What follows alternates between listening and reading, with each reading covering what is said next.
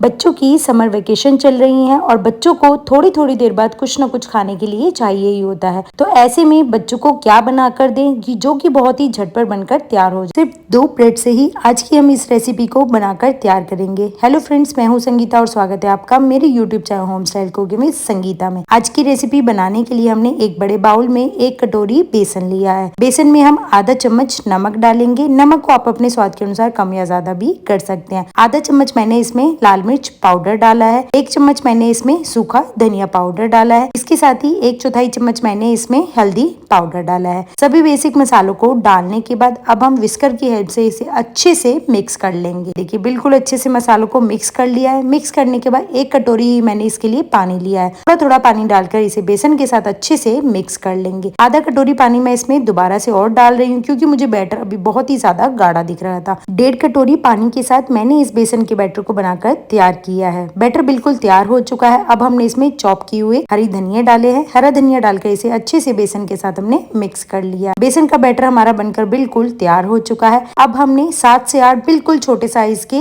आलू लिए जिनको कि मैंने पहले से ही बॉईल कर लिया था। आलू को हमने पोटैटो मैशर की हेल्प से अच्छे से मैश कर लिया है। आलू में हमने चॉप की हुई 2 हरी मिर्च डाली है। 1 हमने प्याज को चॉप करके इसमें डाला है। इसके साथ ही मैंने इसमें चॉप किया हुआ हरा धनिया डाला है। आधा चम्मच हम इसमें नमक डालेंगे। 1 चम्मच मैंने सूखा धनिया पाउडर डाला है। 1/4 चम्मच मैंने इसमें लाल मिर्च पाउडर डाला है। 1/4 चम्मच ही मैंने इसमें गरम मसाला डाला है। सभी चीजों को डालने के बाद अब हम इसको आलू के साथ मिक्स कर लेंगे और इसकी एक स्टफिंग बनाकर तैयार कर लेंगे। आलू की स्टफिंग हमारी बनकर तैयार हो चुकी है। अब हमने 2 ब्रेड के स्लाइस लिए हैं। एक ब्रेड के स्लाइस के ऊपर हमने जो ये आलू की स्टफिंग बनाकर रखी है उसे रख देंगे और अच्छे से पूरे ब्रेड के ऊपर इसके साइड्स कॉर्नर पर भी लगा देंगे। ये देखिए कुछ इस तरीके से हमने पूरे ब्रेड के ऊपर आलू की स्टफिंग को लगा दिया है। लगाने के बाद अब हम इसके ऊपर जो दूसरा ब्रेड है उसको लगा देंगे। लगाने के बाद अब हम इसको स्लाइसिस में कट करेंगे। आप चाहें तो इसको लंबे लंबे स्लाइस में भी कट कर सकते हैं, और अगर आप इसे बच्चों के लिए बना रहे हैं तो आप इसे छोटे छोटे स्लाइस में ही कट कीजिए क्योंकि बच्चे जो है वो थोड़ा सा ही खाते हैं और खाने के बाद उसे वेस्ट कर देते हैं। इसीलिए बच्चों के लिए छोटे छोटे स्लाइस में मैंने इसको कट कर दिया है।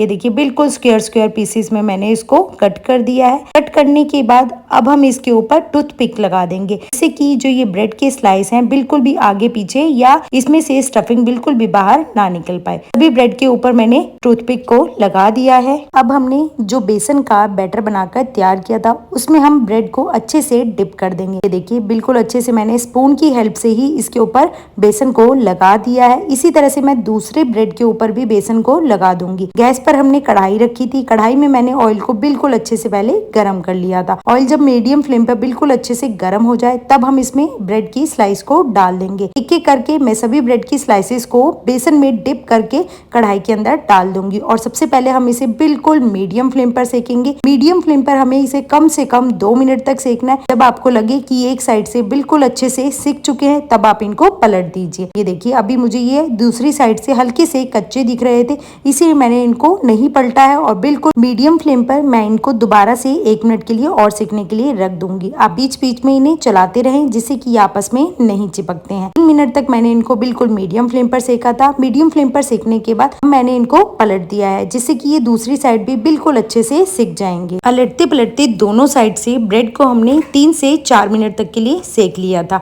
ये समझिए ब्रेड को हमें तब तक सेकना है जब तक कि ब्रेड हमारे अच्छे से ऊपर से क्रिस्पी या हल्के गोल्डन ब्राउन कलर के ना हो जाए। ब्रेड बिल्कुल अच्छे से सिक चुके हैं। अब हम इन्हें कढ़ाई में साइड में लगाकर निकाल लेंगे जिससे कि इनमें जितना भी एक्स्ट्रा ऑयल होगा वो कढ़ाई में ही निकल जाएगा। अब हम इन्हें गर्मा गर्म सर्व करेंगे। आप इन्हें टमाटो केचप, हरे धनिया की चटनी या चाय किसी के भी साथ सर्व कर सकते हैं। और बच्चों की छोटी मोटी भूख के लिए तो ये बिल्कुल एक परफेक्ट ऑप्शन है जिसे कि आप बहुत ही झटपट बनाकर बच्चों को दे सकते हैं और जो कि बच्चों से लेकर बड़े हो सबको ही बहुत ही ज्यादा पसंद आएगा। तो आप भी इस समर वेकेशन बच्चों के लिए इस रेसिपी को एक बार जरूर बनाकर ट्राई कीजिए। पकोड़ों के ऊपर आप चाहें तो चाट मसाला डाल सकते हैं। मैंने इनके ऊपर पेरी पेरी मसाला डाला है जिससे कि ये खाने में और भी ज्यादा स्वादिष्ट लगते हैं। ये देखिए पेरी पेरी मसाला डालकर मैंने इन पकोड़ों को गर्मा गर्म ही सर्व किया है। मैंने इनको हरी धनिया की चटनी के साथ सर्व किया था। आप चाहें तो बच्चे जिसके साथ खाना पसंद करते हैं उसके साथ सर्व कर सकते हैं। आप भी मेरी इस रेसिपी को जरूर बनाकर ट्राई कीजिए और वीडियो पसंद आए तो मेरे चैनल को लाइक शेयर सब्सक्राइब करें।